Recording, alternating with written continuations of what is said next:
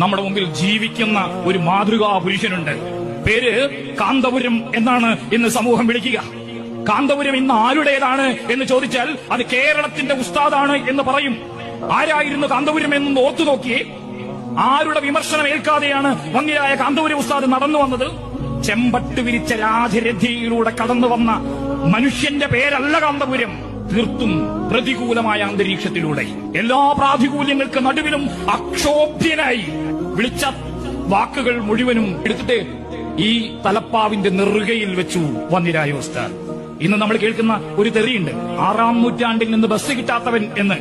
6-ാം നൂറ്റാണ്ടിൽ നിന്ന് ബസ് കയറാൻ കഴിയാതെ പോയ എന്ന വാക്ക്, ആ യാഥാസ്ഥികത്വത്തെ എടുത്ത് വന്യരായ കാന്തപുരം ഉസ്താദ് അതൊരു പൊൻതൂവലാക്കി അത് നെറുകയിൽ വെച്ചു.